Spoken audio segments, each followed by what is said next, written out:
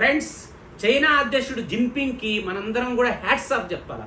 ఎందుకు అనంటే ఆ దేశంలో ఉన్నటువంటి ఇద్దరు రక్షణ మంత్రులకు అవినీతి పేరు మీద వాళ్ళకి డెత్ సెంటెన్స్, మరణ శిక్ష విధించడం అనేది విత్ 2 years రిప్రీవ్ అంటారు. అంటే అర్థం ఏంటంటే ఈ 2 సంవత్సరాల కాలంలో వాళ్ళు ఏ రకమైనటువంటి ఉద్దేశపూర్వక తప్పిదాలు చేయకపోతే వాళ్ళకి ఆ మరణ శిక్షను కాస్త యావజ్జీవ కారాగార శిక్ష కిందకి మారుస్తారు.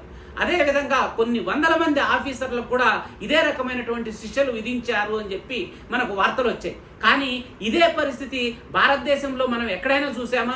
ఏదైనా ఇన్ని కుంభకోణాలు చేసినటువంటి రాజకీయ నాయకులకి ఈ రకమైనటువంటి శిక్షలు విధించడం మనం ఎప్పుడైనా చూసామా? మనకు అవినీతి సూచికలో ట్రాన్స్పరెన్సీ ఇంటర్నేషనల్ సంస్థ నిర్వహించినటువంటి పరిశోధనలో 182 దేశాల్లో మన ర్యాంకు 91. అదేవిధంగా చైనా కూడా పెద్దగా బెటర్గా ఏం లేదు, 76వ ర్యాంకులో ఉంది.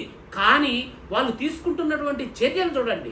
1980లో చైనా యొక్క జీడిపి $191 బిలియన్ ఉంది. మన ఇండియా కూడా దాదాపు ఆల్మోస్ట్ ఈక్వల్గా $189 బిలియన్ ఉంది. కానీ ఈరోజు పరిస్థితి ఒకసారి చూడండి.